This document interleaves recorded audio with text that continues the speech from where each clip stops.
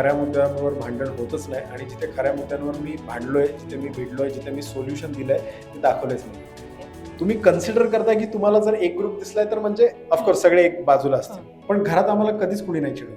कारण घरात सर्वांचं एकच होतं आणि सगळ्या बायकांचं पण मत एकच होतं. तुम्ही दोघं क्यूट दिसता. फिलिंग एकच आली की प्राजक्ता एकटी राहिली आज.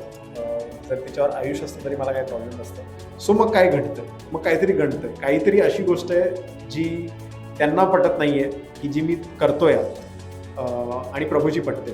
तुमचं नातं खूप क्यूट आहे, खूप प्युअर आहे. म्हणजे कुठेही आम्हाला नाही वाटत की तुम्ही काय फेक लव्ह अँगल करताय किंवा फेक मैत्री करताय. तुमचं खूप जेन्युइन आहे. हाय हॅलो नमस्कार. मी माधवी वाडकर आणि तुम्ही बघत आहात नवराष्ट्र. काल बिग बॉस मराठी सीझन 6 मध्ये डबल इविक्शन झालेलं आहे आणि आज आता आपल्यासोबत आहे करण सोनावणे. करण, सगळ्यात आधी तुझं नवराष्ट्रमध्ये खूप खूप स्वागत असो. आणि काय सांगशील, सगळ्यात पहिले विचार डोक्यामध्ये काय आला जेव्हा इलिमिनेट झालेला आहे, इविक्ट झालेला आहे असं कळालं, तर फर्स्ट थॉट काय होता? फर्स्ट थॉट शॉक होतो आणि एन्जॉय करत होतो मी स्वतःला की मी एक एक्सपिरियन्स घेऊन बाहेर पडलो. पण त्याच्यानंतर हळूहळू फिलिंग एकच आली की प्राजक्ता एकटी राहिली आज. जर तिच्यावर आयुष असतं तरी मला काही प्रॉब्लेम नसतं. पण अचानक तिचे 2 खास मित्र असे निघून गेले आणि मग आता तिला कुणाकडे जायचं आहे, बिकॉज आमचं जे विचार जुळलेले ते खूप छान होते. आणि जे काय भांडणं व्हायचं, जे काय आतल्या गोष्टी म्हणजे खूप आत एक एक लेवलला असं यायचं की मग आता कुणाकडे जाऊन माझं मन व्यक्त करू. ते आमचं नातं झालेलं आहे आणि प्राजक्ता आणि माझं पहिलं बॉन्ड होतं घरातलं. त्याच्यानंतर सचिनजी पण त्यांच्याबरोबर झालं. सो तिच्यासाठीच फक्त वाईट वाटतंय मला अजून, कारण तिचं रिॲक्शन मी कालच्या एपिसोडमध्ये बघितलं भाऊच्या धक्क्यानंतर की ती पूर्ण तुटली. आणि ते मला बघवत नाही आणि मला असं वाटतंय की फक्त ती आता स्ट्रॉंग व्हावी.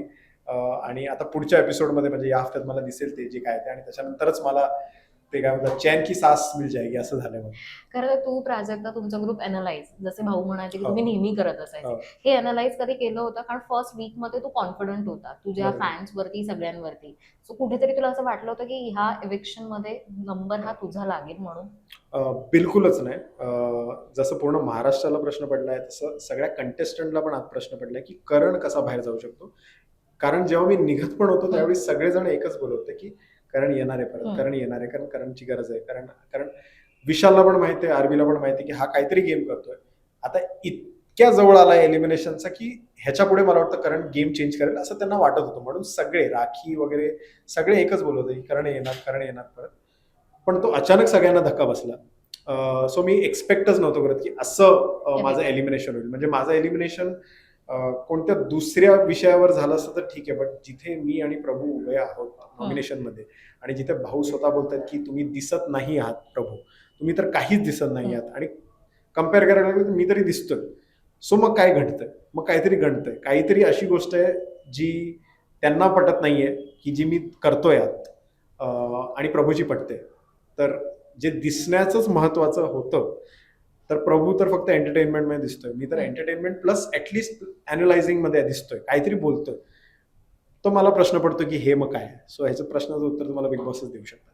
काल तू 2 पोस्ट केल्या होत्या. एक तर बिग बॉस मधून तू बाहेर आलाय ती वाली, आणि एक तुझी पोस्ट होती इन्स्टाची की पिक्चर अभी बाकी है. बरोबर. सो ह्या पोस्टचा अर्थ नेमका काय आहे? पिक्चर अभी महाराष्ट्राला बाकी काय? आहे. कारण मी बाहेर आल्यानंतर मला खरंच कळलं की बिग बॉस काय करतात. बिग बॉसचा गेम फक्त जसं मी नेहमी बोलतो की जे बघतात ते फक्त एक कनेक्शन लावतात की हे असं झालं असेल. जसं बाहेर आल्यानंतर खूप मी काल व्हिडिओज बघितले.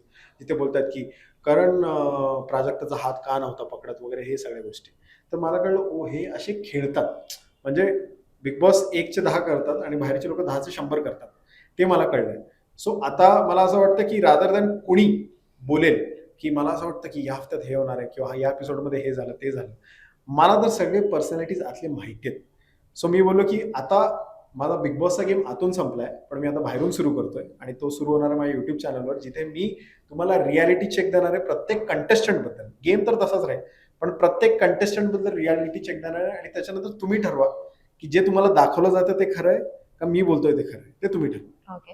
कारण खरं तर अनेक कमेंट्स तू पाहिले असतील आता, प्राजक्ताचा विषय जेव्हा आलाय, तर असं सुद्धा आहे की काही पॉझिटिव्ह सुद्धा आहे, तुमच्या मैत्रीबद्दल दिलं जात आहे, काही मीम्स बनवतायत, काही बरोबर. रील्स बनवतायत.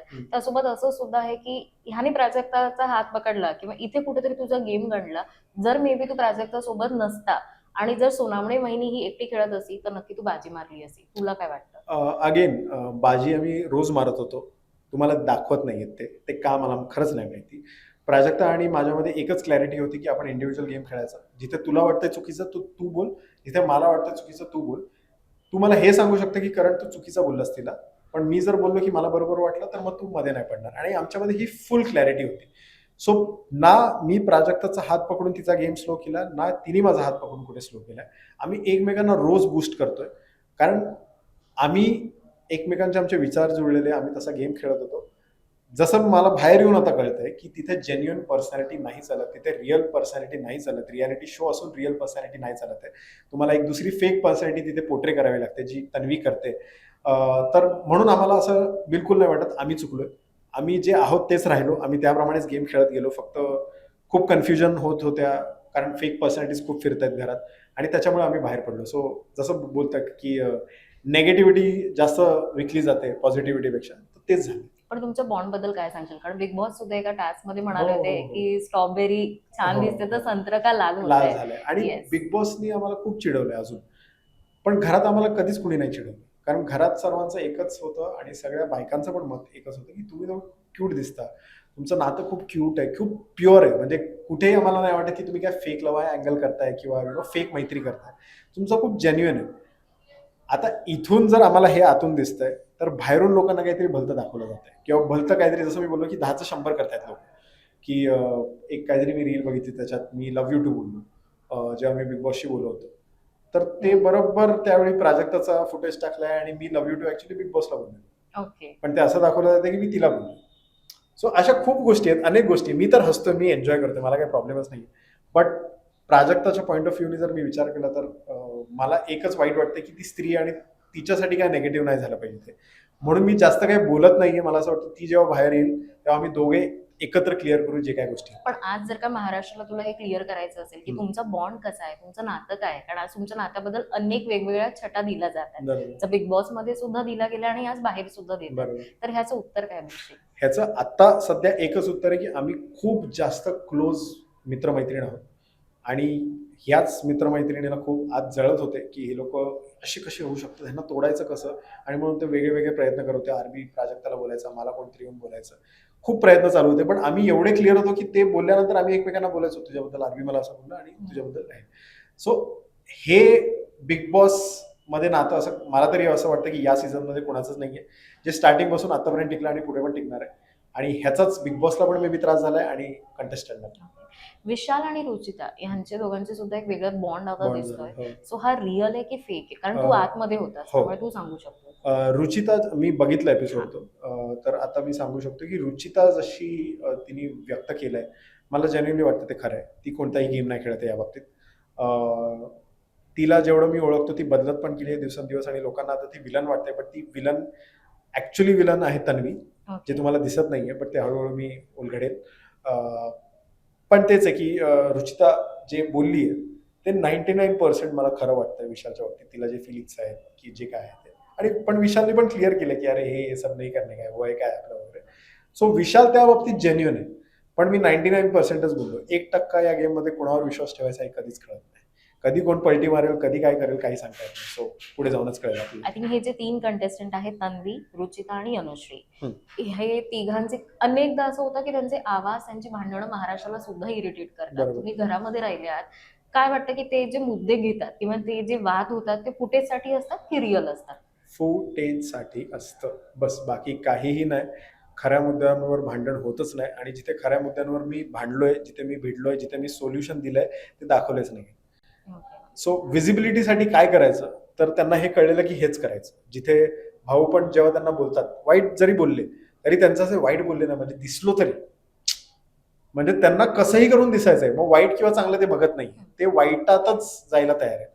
आणि जसं आता लोकांना कळून येतं की तन्वी स्ट्रॉंग कंटेंडर आहे. स्ट्रॉंग कंटेंडर तुम्हाला दाखवायला आहे ती. टॉप 5 मध्ये सगळे तिचं नाव टॉप 5 मध्ये नाव घेत आहेत, किंवा आता भाऊच्या धक्क्यावर पण तिला खूप प्रेज भेटलं की छान खेळताय तुम्ही वगैरे. पण तेच आहे की तुम्ही फक्त 1 तास बघताय, तुम्ही 24 तास नाही बघत आहे. आणि ते 24 तास मला तुम्हाला सगळ्यांना उलगडायचं माझ्या युट्यूब चॅनलवर. मग तुम्हाला कळेल की तन्वी कोलते कोण आहे. आणि तन्वी कोलतेचा आता जे असं चालू आहे ना सगळं, ते एवढं गहाण पडणार आहे की तुम्हाला आयडिया पण नाही. का तन्वी कोलते बद्दल, म्हणजे काय तुला असे मुद्दे वाटतात की जे बाहेर फेक जाते पण घरामध्ये फार वेगळं? बाहेर फेक म्हणजे बाहेर चांगलंच चाललंय ना बाहेर तुमच्या चांगलं जाते हो, पण जे पण फेक घरात आहे फेक. घरात आहे असं. सो बेसिकली तिने एक कॅरेक्टर पकडलाय जो ती काहीतरी सुनबाईचा जे काहीतरी सिरियल करायची. तिने तो छान कॅरेक्टर पकडला की दिवसभर मी साडी घालून बसणार आणि मग त्याच्यानंतर मी अशी अशी वागणार ज्याच्याने लोकांचा विश्वास जिंकेल. ऑफकोर्स त्यासाठी मग ती प्रभूचा पण वापर करते की मी तुला बोलली ना काळजी घे वगैरे हे. मग ते लोकांना असं वाटतं किती क्यूट आहे हे बॉन्ड वगैरे असं. पण आम्हाला क्लिअरली दिसते की हे ती फक्त सिंपथीसाठी करते, बाकी काही तिचा प्लॅन नाहीये. प्रभूला हे कळत असेल तर त्याला मानला, पण नाही कळत असेल तर मग त्याचं काय होईल मला माहित नाही. बट ती या बाबतीत क्लिअर की मला जिथे बोलायचं तिथे मी बोलेल, पण तिच्याशी जेव्हा लॉजिकल भांडायला गेलो ना मग ती घाबरते. ती बोलते की मग काय करू, मग जुना कोणता तरी मुद्दा काढते जो मुद्दा लॉजिकल नाही.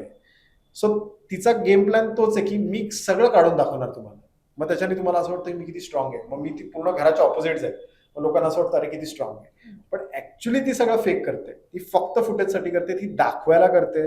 यायच्या आधी माझं आणि प्राजक्ताचं तिच्यावर एक भांडण झालं, ते दाखवलं नाही, मी बघितलं 2-3 दिवसापूर्वी. मी बोललो हा मुद्दा काय नाही दाखवलाय, कारण या मुद्द्यामध्ये जर आम्ही तिला क्लिअरली पाडलं खाली. मी बोलत होतो विशालला की आता हे जे तिने केलंय भांडींच्या बाबतीत हे दिखाव्यासाठी करते आणि हे कधीतरी काढून दाखवणार, आणि 2 मिनिटात ते तिने काढून दाखवलं. ओके. कॉन्टेंट क्रिएटर म्हणून तुला काय वाटतंय? आतापर्यंत अनेक बिग बॉस आपण पाहिलेले आहेत. आपण सुद्धा ऑडियन्स म्हणून म्हणायचो की हे सगळं स्क्रिप्टेड आहे. तू आज आतमध्ये जाऊन स्वतः सगळं फील करून आलायस. तर तुला काय वाटतं हे सगळं स्क्रिप्टेड आहे की हे कशा पद्धतीने दाखवलं जातं? आणि त्यासोबत अजून एक प्रश्न, की आधी एक मोठी टोळी होती, म्हणजे त्यांची एक टोळी आणि तुमचा एक आणि एक मोठा साईडला होता. ग्रुप होता हो, सगळा. हो. तो जर का राहिला असता एकत्र, तर मे बी तुम्ही त्यांच्यावरती जास्ती तुम्ही हावी झाले असतात आणि वेगळे असतात. विषय असा आहे की ती एक टोळी बनलेली म्हणून आम्ही वेगळे दिसत होतो. जर ती टोळी बनली नसती तर कोणच काही दिसलं नसतं. आमचं स्टार्टिंग पासून होतं की जे टोळीपासून वेगळे आहेत त्यांचा काही ग्रुप नाहीये. ओके. तुम्ही कन्सिडर करताय की तुम्हाला जर एक ग्रुप दिसलाय तर म्हणजे ऑफकोर्स सगळे एक बाजूला असतील. पण आमच्यामध्ये कधीच युनिटी नव्हती, बिकॉज आमच्यामध्ये कधी क्लॅरिटी नव्हती गोष्टींची. माझा विश्वास प्राजक्ता, आयुष आणि सचिनजींवर होता. बाकींबरोबर मी जास्त बसलो नाहीये. बाकी काय गेम खेळतील मला माहित नाही, म्हणून मी बोललो की मी जेवढा जास्त मोठा ग्रुप होतो ना तेवढे प्रॉब्लेम जास्त होतात. म्हणून मी एकदम टाईट ग्रुप ठेवलेला की ह्याच्यात अजून कोणाला येऊन नाही द्यायचं, कारण मला हे नाही पाहिजे की नंतर मला कोणतरी येऊन बोलेल की अरे तुला माहिती का प्राजक्ता तुझ्याबद्दल अशी बोलली होती, म्हणजे हा जळवाजळवी करतोय. सो तो ग्रुप कधी मोठा नव्हताच आणि त्या गोष्टीचा आम्हाला कधीच त्रास नाही झाला. आमच्या डोक्यात क्लॅरिटी होती की मी आणि प्राजक्ता आणि सचिनजी आम्ही फिक्स आहोत, बाकी तुमचं तुम्ही ठरवा. पण आरबीला या गोष्टीचा खूप त्रास होत होता की बोलायचा की अरे काय आपली युनिटी नाही, लॉयल्टी नाही. बोललो तू कधी येऊन बोललायस आमच्याशी? तू स्वतःला शहाणा समजतोयस की नाही माझ्याशी येऊन तुम्ही बोला, माझ्याशी येऊन बोला. हे वन साइड का असलं पाहिजे, दोन्ही साइड असलं पाहिजे ना. बरं ठीक आहे, त्याचा गेम प्लॅन आहे, ऍज अ कंटेस्टंट तो करत असेल. तुला काय वाटतं तुझ्या जागी इथे खरं तर कोण हवं होतं? करण सुनावणेच्या जागी इथे आज. कोण म्हणजे कुठे? जे इव्हेक्शन झालं हा. त्यामध्ये अच्छा, जर तसं. नॉमिनेशन मधून नाही, पण जो गेम नाही खेळत आहे हा. पण ते आजही बिग बॉस मध्ये आणि ते हा. खरं तर घराच्या बाहेर हवे होते. अच्छा, कोणी का नॉमिनेटेड? नाही, जे कोणी? कोणीही. रोशन, प्रभू, त्याच्यानंतर तिसरे सचिनजी. बिकॉज सचिनजींना आम्हीच सांगत होतो जे काय गोष्टी होत्या. अजून कोण आहे? आरबीच्या गेम बद्दल काय? आरबी नाही, कारण मला कळलेलं की आरबीने जे मागच्या हफ्त्यात केलं ना त्याच्यानंतर त्याला ठेवणार. आणि सागर पण नाही. सध्या नाही. जर या तिघांशी कम्पेअर केलं तर सध्या नाही. मे बी नेक्स्ट वीक जर तू विचारलास तर मी बोललो असतो, पण मला तन्वी बाहेर पाहिजे होती आणि आम्ही प्लॅन पण केलेलं की या हफ्त्यात तिला नॉमिनेशन मध्ये टाकायचं, की टाकून तरी बघू. जशी तू बोलतेस की आम्ही त्रासलोय त्यांच्या आवाजाला, मे बी ऑडियन्स पण बोलेल की चांगलं आलं तुम्ही नॉमिनेशन मध्ये टाकला, आता आम्ही हिला काढतो. आमचा हा ट्राय होता, बट बाहेरून मला कळतं की स्ट्रॉंग कंटेंटर आहे. सो आता हे सगळं जरा मला बदलावं लागेल. ओके. टॉप 5 कंटेस्टंट तुला कोण वाटतं? प्राजक्ता, विशाल, सागरदा, सचिनदा आणि तन्वी. जाता जाता काय सांगशील, कुठली चूक असं वाटतं की मे बी सोनावणे वहिनी अजून खेळल्या असत्या किंवा तो ग्रिप तू पकडला असता? कारण तो गेम जो तू म्हणत होता तो नेमका गेम काय होता की जो तिथे तुला खेळता आला नाही? नाही, माझ्याप्रमाणे मी गेम बरोबर करत होतो. चुका जर तू म्हटल्यास तर ती चूक लोकांसाठी पण माझ्यासाठी नाहीये की मी तिकडे एक वेगळी पर्सनॅलिटी घेऊन गेलो पाहिजे होतो. मी जसं आहे तसं नाही राहिलं पाहिजे होतं. सॅडली हे ट्रूथ आहे, बट तेच मी बोलतोय की माझ्या पर्सनॅलिटीच्या विरुद्ध जाऊन मला खेळायचं आहे. हे मलाच पटत नाहीये, पण हे लोकांना पटतंय. तर हे किती मला पटवायचं आहे की अरे लोकांसाठी करू आपण, पण लोकांसाठी करायला गेलो तर मी स्वतःला कुठेतरी हरवून बसेल. मला ते नाही पाहिजे होतं. म्हणून मी बोललो की जे आपण आहे ते स्टिक राहू. त्याच्यानंतर महाराष्ट्रात जे ठरवेल, भाऊ जे ठरवतील, बिग बॉस जे ठरवेल ते मी एक्सेप्ट करेल. पण मी माझं पर्सनॅलिटी बिलकुल चेंज नाही करणार एका गेम शोसाठी, कारण लोक मला फॉलो करतात. एक कम्युनिटी आहे माझी. जर त्यांना हे कळलं की अरे हा काहीतरी विचित्र वागतोय, मग बाहेर येऊन मला वेगळे इंटरव्ह्यू द्यावे लागले असते की ऐका मी तसा नाहीये, मी सगळं फेक करत होतो, हे मला बोलावं लागलं असतं. सो ऍटलिस्ट मी आता हे बोलू शकतो की मी जेन्युअन होतो. तुम्हाला पटलं नाही, गुड फॉर यू. मला काही प्रॉब्लेम नाही. आय रिस्पेक्ट करतो तुमच्या मतांचं. पण माझं पण एक मत आहे की जेन्युअन होतो. जे तुम्हाला दिसलं पण त्याचा तुम्हाला त्रास झाला, सो इट्स ओके. संधी होती त्याचं सोनं झालं की नाही झालं तुझ्यामध्ये काय? माझ्यासाठी खूप सोनं झालं. मी केलं सोनं त्याचं, बट लोकांना वाटतं मी सोनं नाही केलं. तर ठीक आहे, मला काही विषय नाही. काय But शिकून आलास? सॉरी टू नाती नवीन बनवली, जी खूप वर्षांपासून मी बनवली नव्हती. इमोशन्स नवीन शिकलो मी, thanks to Prajakta again. Challenge काय असतो, गेम शो काय असतो, रियालिटी शो काय असतो, नॅशनल टेलिव्हिजनवर एक शो बनतोय तुमच्यासाठी जो एवढा प्रसिद्ध आहे, महाराष्ट्राचा बिग बॉस, ते मला शिकायला भेटलं. सो मला नाही वाटत, मला मग तेच झालं ना, आता बाहेर येऊन मला असं झालं की मला आता टाका ना बिग बॉसमध्ये, मला आता माहिती काय करायचं. सो त्यासाठी मी खूप जास्त एक्सायटेड आहे. आणि मी माझा जो काय एक्सपिरियन्स आहे सोशल मीडियाच्या बाबतीत असेल, माझ्या फिल्मच्या बाबतीत असेल, मी जे काय केले, माझं तेच असतं की अरे आता एक गोष्ट केली ना, आता दुसरं काहीतरी करू. ते मला खूप आवडतं करायला. सो त्याप्रमाणे खूप शिकायला भेटलं. आय थिंक म्हणजे री एंट्री जर का बिग बॉस मध्ये आली सो यू विल अरे for grab sure. It. Naveen show पण करेल, मला काही प्रॉब्लेम नाही, पण बिग बॉस मध्येच करेल.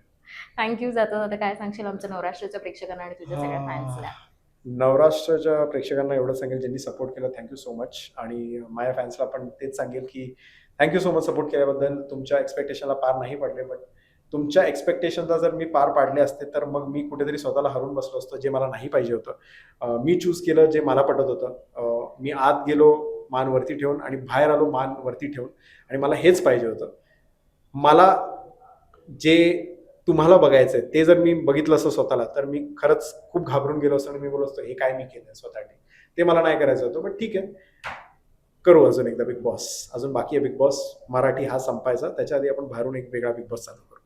थँक्यू करण. खूप छान वाटलं तुझ्याशी गप्पा मारून. आणि खरंच जसं रितेश भाऊच्या धक्क्यावरती ती रिॲक्शन होती की तुम्ही का नाही खेळला, तुम्हाला सांगत होतो, तशीच आय थिंक सगळ्या महाराष्ट्राची होती की तू का नाही खेळलास, खेळताना बघायचं होतं. पण जसं तू म्हणतोय पिक्चर अभी बाकी है, सो हा जो पिक्चर आणणार आहे आणि जो बिग बॉस आहे, आय थिंक त्याच्यासाठी आता आम्ही अजून डबल एक्सायटेड आहोत की आता खरा बिग बॉस तू आम्हाला बाहेरून काय दाखवशील. थँक्यू पुन्हा एकदा नवराष्ट्र.